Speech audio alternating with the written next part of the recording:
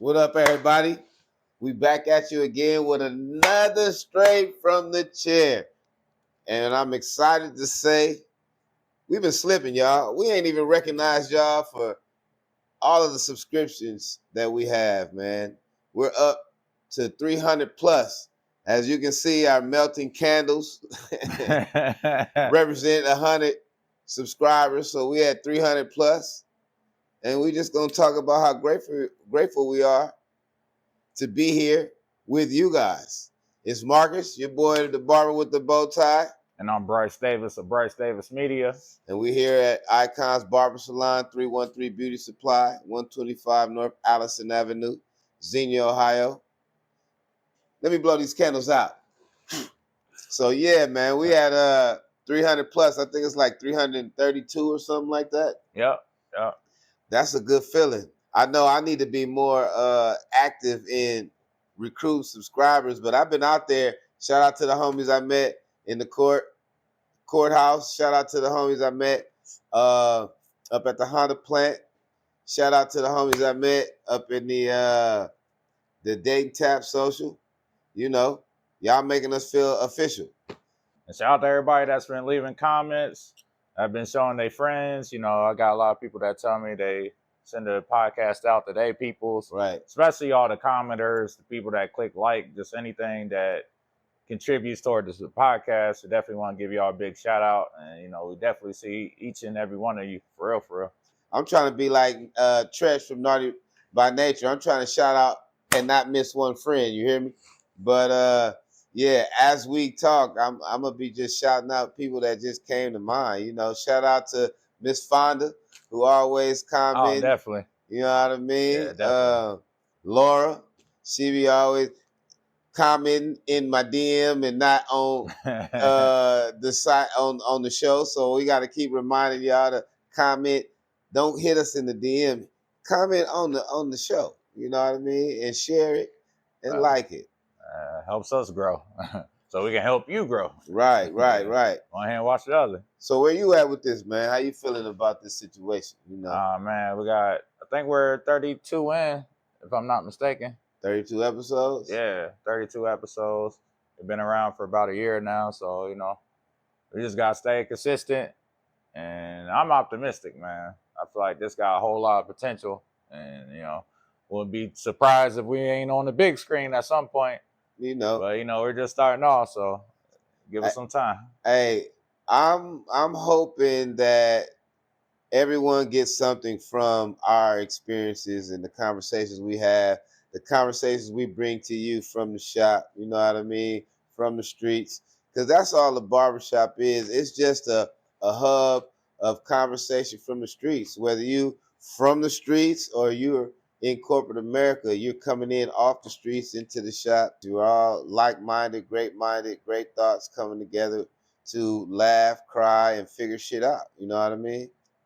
Yeah, because, you know, the barbershop's the only place where you might have somebody that's a doctor, and you might have the local crackhead.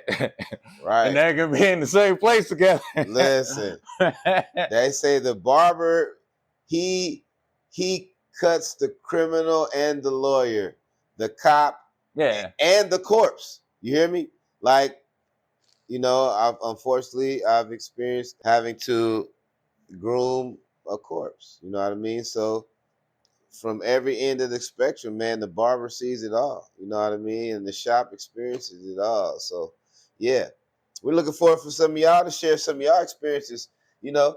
So if you got life lessons you want to teach or share, holla at us. You know, we want to bring you on the show because the show is about the shop. You know what I mean? About what we experience in life and what we bring and talk about in the barbershop. So you are more than welcome to join us on Straight from the Chair. What can you say has been your biggest or newest experience since you've been podcasting? Has anything extra or special, or has it caused you to do something different since you've been casting? I think one thing that I've been doing more lately is taking mental note of what goes on in my daily life, because I know at some point I'm going to have to speak about it later. Since I already have a background with YouTube, I'm kind of already used to talking, but now I get to talk about current events, what's going on right now, rather than what's happened with somebody else's life, and commenting whether it's hip hop related or relationship related, whatever the case may be. Usually that's just music on my channel, but with the podcast, you get a broader spectrum, and that's something I always wanted to do anyway. So gives me an opportunity to exercise that. Oh, shout out to your dad. I don't know his name, but Pops. Yeah, Pops. Yeah, I'm sure I'm gonna meet you sooner or later, bro. Sir. Yeah. Shout out to you because we've got good feedback from you, and shout out to Brian. You know what I mean? Ryan, you just combined our name. Huh? Combined our Ryan. names. Yeah, I always do call him Brian. Cause see, my mama, her name is Mercedes. And she M, so she named all of us M's. Marcus, Michael, Matthew, and Michelle. You hear me? This whole time I thought her name was Mercedes. Huh? I thought her name was Mercedes this whole time. No, I get mail. Well, it's pronounced Mercedes. You know what I mean? She doesn't like to be called. She doesn't like it pronounced like the car. You know what I mean? And in Spanish, it's Mercedes. You know what I mean? But she don't like Mercedes. She like Mercedes. That's how her mother pronounced it. I got a homegirl. Her name is, it looks like it's Deanna, but it's Deanna. And if you don't pronounce it with the I, she gets offended. Shout out to Deanna. Why do we do this? Huh? Why do we do this? Do what? Like, we spell names out the way Listen, we do it all the time. I think English is the most effed up language because we don't pronounce the vowels accordingly. Right. Like Latin languages and all foreign languages for real pronounce the vowels accordingly. And we don't. We harden them. A, E, I, O, U. You know what I mean? It's really I, E, I, O, U, if I'm not mistaken. I had to think about it. But it's a softer sound in other languages than with us. That's why we sound so effed up when we speak the king's language. Is that what they call it? The king's language? Or the queen's language? I don't know. We make fun of people in, England when they're the ones that speak proper. Hey, I'm working on learning that I want to learn that. You want a code switch? No. Oh, okay. Code switch? Yeah, you want to sound like... Is that code switching, imitating the Englishman? Absolutely. Is it? Is that your ancestors? No, but I'm doing impersonations. I want to be able to impersonate the English accent. I don't want to become English, my nigga. Hey, I just thought about, you probably never heard a Mexican with an English accent. I've heard an Asian with an Asian? Yeah. Mm-hmm. I've heard an Asian. I've heard an Indian with an Australian accent. Mm-hmm. You think Habib will sound like what we know them to sound like, but he got a whole Australian shrimp on the Barbie. Well, I'm from Zing. Indians and Australians, they different. He's the most uncultured, educated dude I know. What's the difference? This dude is racially offensive. If you're racially ambiguous, do not step in front of this dude because you're Mexican. Yeah, black and white equals Mexican to me. Yep. Yeah, that's what he say. But dude, what's your love life been like? Struggle. I told you I was gonna hit you with some off the wall questions. Struggle. Just for the sake of the anniversary episode. I guess we can call this an anniversary. I don't know. We're just acknowledging these numbers we getting. But yeah, we're gonna have a lighthearted conversation for a couple of minutes. That's why I hit you with the whole complete struggle. Yeah, it's struggle? Struggle. What does that mean? Struggle. I ain't coming across none. Are you looking? I was about to say, really looking? I'm not the best at putting myself out there, but I mean, you got different avenues, right? And sometimes you got to analyze where you're looking for love as well. Right. That's a big thing. We got a couple routes now. Like, the modern way is dating apps. Right. And dating apps can get exhausting when you're just swiping. Me, I don't even read what they put because in my head, I'll filter that out later because that's too time consuming to read your bio. And 9 times out of 10, the bios won't say something goofy like, I'll always put my kid first. Something that you're supposed to do that we already know. Right, so, that rubs me off a certain way already. And so, you know, I get exhausted from that. Then you got the bar scene, which we know, terrible. But I gotta have it, man. I gotta have it. You know what I'm saying? I mean, the bar scene is cool for a drink, but you trying to meet somebody there? Well, you know the mentality. I mean, what kind of somebody are you actually trying to meet at the bar? Because I'm sorry, ladies, if you kick it at the bar, unfortunately, I don't think you're the type that's gonna not want to kick it at the bar. A fun time. Yeah, that's about it. Yeah, it's just a fun time. Yeah. So. Do you ladies agree that most ladies who frequent the bar are just good for a fun time? Oh, well. I don't have a knife and I want some cheesecake, so. Oh, yeah, he's serious. Nah, what's funny about that is the same ones that go to the bar, that's the one be the ones that say that, nah, ain't nothing wrong with it. And it's like, that's because you frequently go to the bar yourself. But you don't identify as a person that goes to the bar because you feel like, oh, I don't go every single Saturday. Right. And it's like, well, if you go more than twice a month, that's frequent because it's only 4 weekends typically in a month. So true. Yeah. And there's nothing wrong with having fun if that's how you have fun. But it's hard to say that there's wholesomeness to someone who frequents a bar. Is that a legitimate statement? Are we looking for wholesomeness? What are you looking for in a woman? I'm not talking about when you go to the bar and seek out what you find there. I'm talking about what are you looking for in a woman? Being a single dad who has his daughter, what are you looking for in a woman that you want to cuff? Like, seriously, have you given any thought? Well, yeah. It's actually interesting to me because I've always been one of them dudes to be like, ass cheesecake. Yeah, now I want to quote unquote single mom. Then once you turn 30, you see everybody pretty much has a kid at this point. But having a kid full time, if I run across the woman that doesn't have a kid, I got to reconsider that because they don't have no point of reference what it's like to constantly be a caregiver. Right. And so I'd actually say now, like, I mean, I got my limit. Like, she can only have one kid since I got one kid because that's 2 kids. That's a lot of footsteps to me. Right. Especially if I only grew up with, one sibling. So as far as like what I'm looking for though, it's really simple. It's not as hard as people make it out to be. Just be a good person, yo. Like, not being in survival mode. Like, what does that you look understand love is reciprocal. Like, you understand that the household together, we're a team. Right. Not individuals, not competing with me. Right. You know what I'm saying? Like, just being self-aware. Or what'd you say for you, though? If you had to dial it down. Well, honestly, I wanted to comment, or I don't know if just be a good person is enough. It's pretty vague to say that. Mm-hmm. It's pretty vague. Right. Because you could be a good person and be thotty. You know what I mean? Have bodies.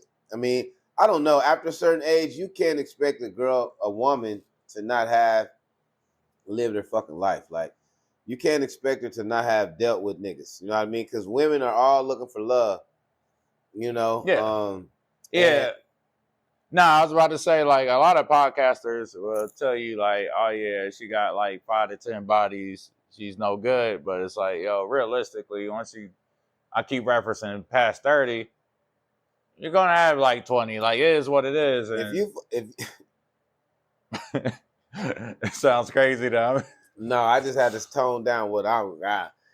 If you fucking with anybody, any female who has graduated from college, please know she got bodies. Yeah.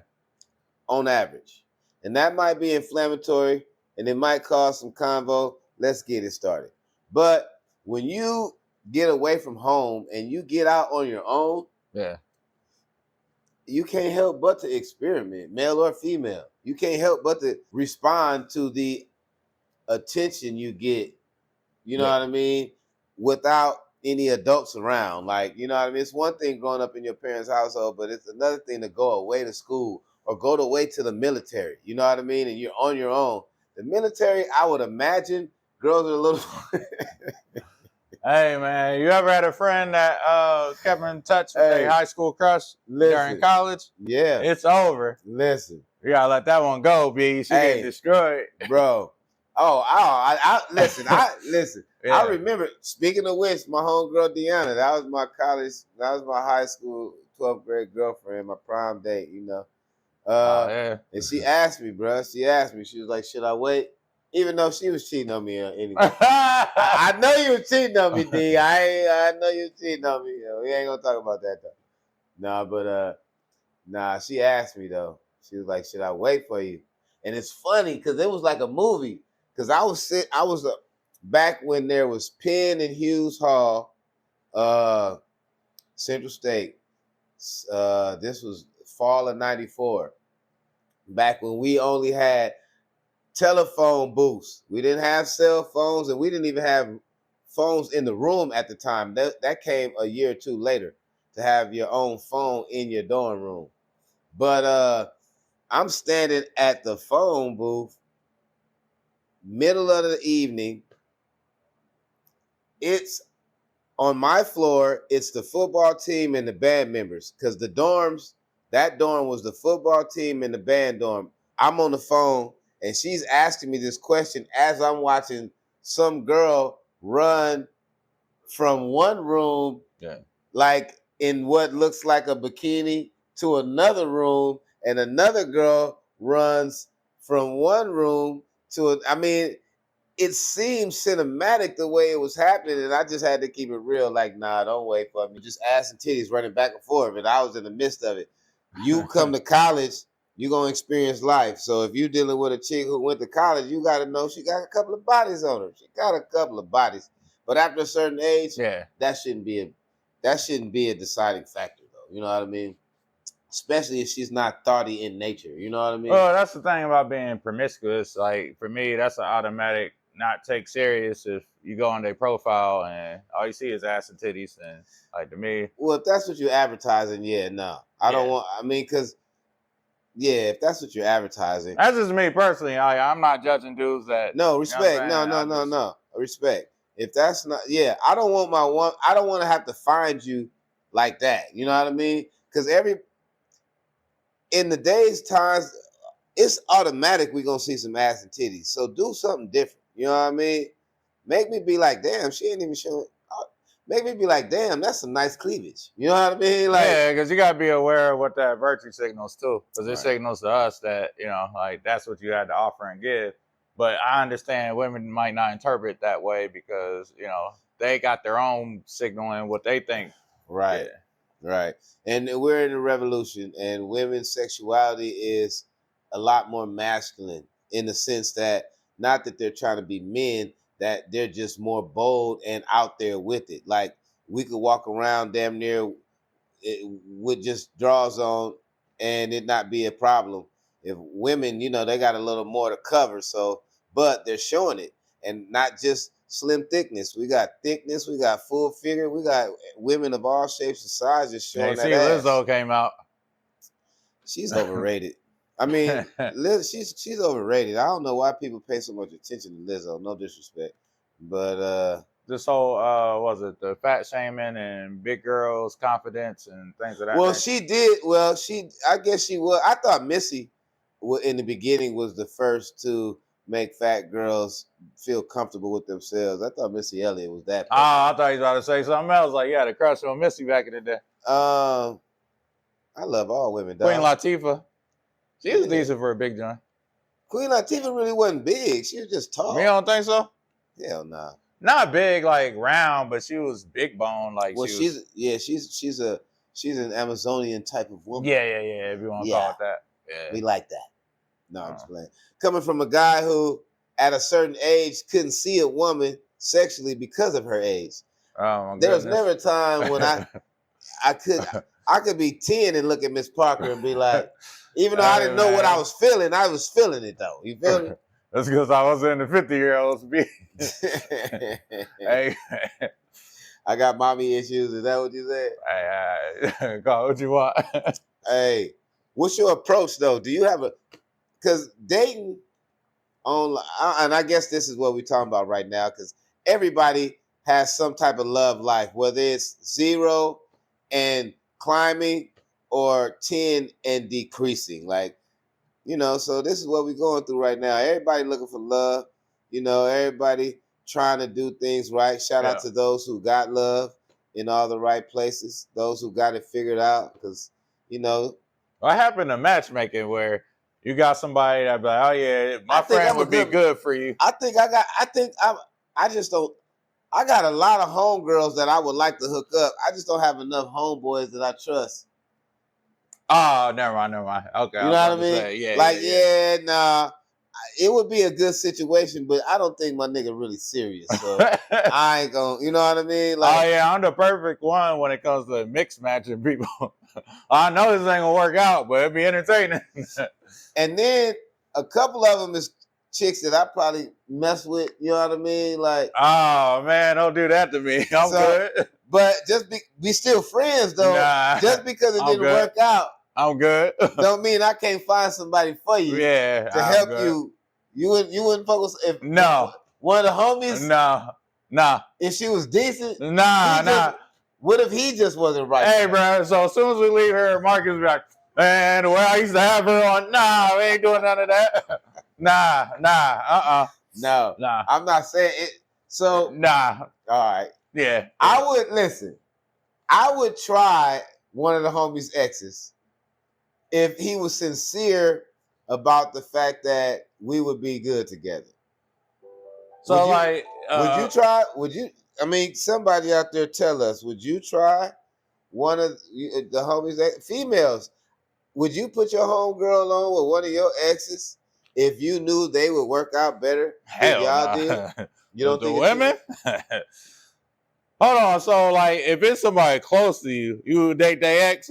Because you did say this before in the previous, but, you know, I'm giving you a little extra square. So... Because I'm going to be saying it. I ain't going to hold you in my head. I'm like, yes. I would date.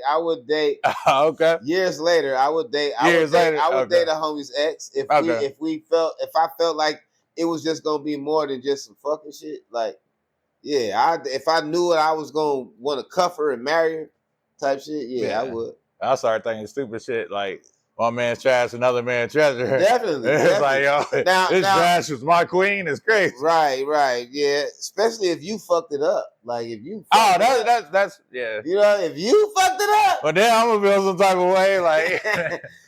me and your ex. Yeah, it worked out. Like, like she was a good one that I just. We got investments and everything. Man, yeah. You fucked it up.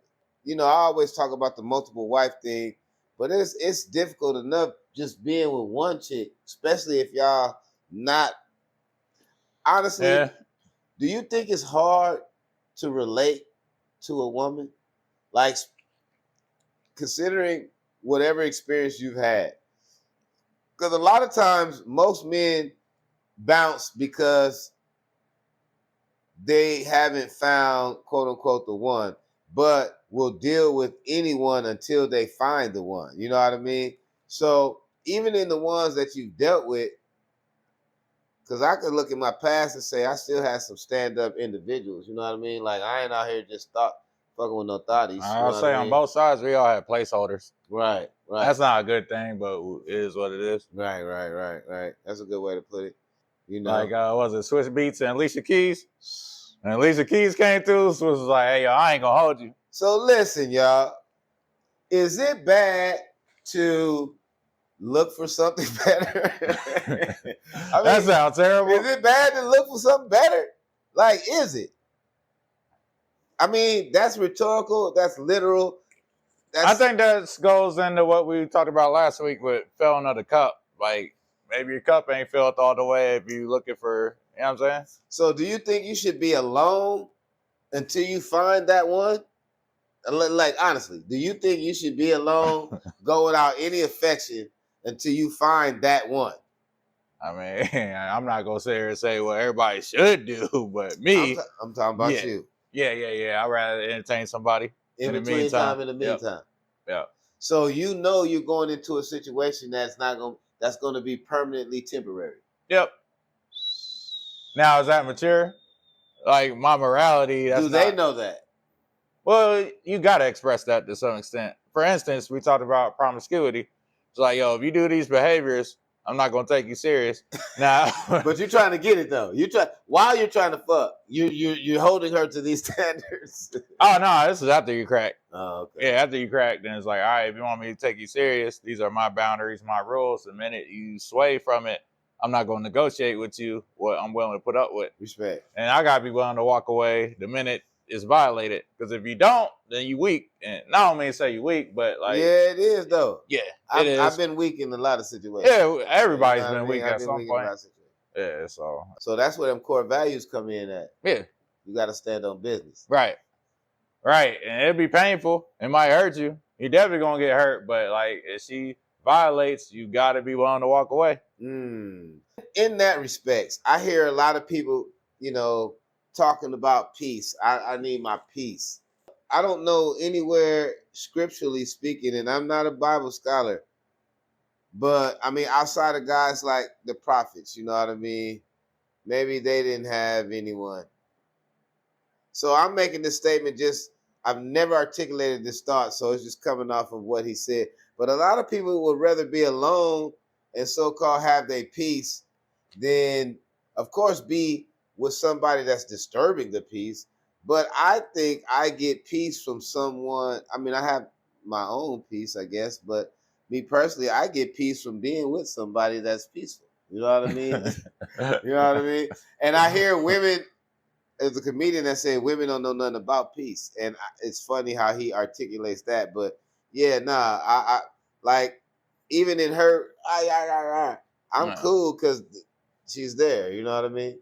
But I don't know. I might be a little dysfunctional myself. Well, yeah, women, I think they're led by their emotions over logic a lot of times. So when you say peace, I think unless it's tied to their emotion, then yeah, she don't mind to disrupt it. At all. Right now. That's what the comedian said, She doesn't know anything about peace because she's all up, mostly uproar. And that goes into, I would want to talk about the survival mode thing. Yeah. Yeah. And it's like finding love while in survival mode and get you survival results. Where you just self-sabotaging every situation you're in because you're still in survival, scanning for threats. Threats might not even be there. That's insecurities. Or you could be in survival mode and neglecting your relationship situation. You know what I mean? Because I think I've been there. You know what I mean? I think I've been there. I actually had a chick tell me, and she was a decent chick too. But she was like, "You need to get out of survival mode." She was an intellect. You know what I mean? She's like, "You need to get out of survival mode." And honestly, I never thought I was in it until she said that. You know what I mean? Like. And then I had to define what was survival mode. Like I didn't know what the fuck that was. And then I was like, well, kind of, maybe, not all the way. Yeah. You know what I mean? I wasn't all the way, but considering how she's living, homemaker, that kind of thing, yeah, I was in survival mode. Well, that's emotional intelligence, is having the awareness to know where you lack at. Because most of us will say we don't lack there. Because nobody wants to think of themselves as less than. Right. Yeah, I ain't got time for that. I'm trying to be my best self. Yeah. You know what I mean? And so at first I was like, what the fuck is wrong with survival mode? I'm surviving. But I realized after defining survival that it wasn't thriving. So that let me know that survival mode was negative. And then when you define thriving, it makes you set goals for yourself because self-sufficiency is a must. And to thrive means you're flourishing. You know what I mean? One thing we gotta understand too is that you got survival, then you got quote unquote love. And I think obviously a lot of us ain't grow up in a household where there was a lot of love. And if we did, sometimes we're not always aware of it. I meant to say if we didn't, we're not always aware of it. Because I think everybody thinks their childhood was decent, but we don't really know. We don't got nobody to compare it to. Oh, I know my childhood wasn't decent. I know that. Yeah. But when it comes to love, listen, bro, we can go on and on and we can go on and on. I don't know that most of us really know what love is because we don't really know who God is. You know what I mean? Like, They say God is love. And most people, you have to be somewhat religious. Now, I'm not saying you have to be in a religion, but you have to be somewhat religious about your efforts to know the Most High. And those people, I think, know what love is to a certain extent, because they're kind of activated the spirit of the Most High, or whatever their ultimate understanding is within themselves. Because I could be cool one moment and flip the next. You know what I mean? Without even thinking about it. That's how I know I got some work to do. Oh, for sure. You know what I mean? Like, I know people who calm all the time in the name of the Spirit, the Holy Spirit, in the name of the Most High God, in the name of Allah, whoever they come. You know, I know some people that's just on dean, bro. Yeah. Like, they move in that whole space, and no matter what, they don't get thrown off. You know what I mean? So I think that's love. You know what I mean? I think that's a powerful. I think love is control to a certain extent. You know what I mean? A lot of us don't have that control.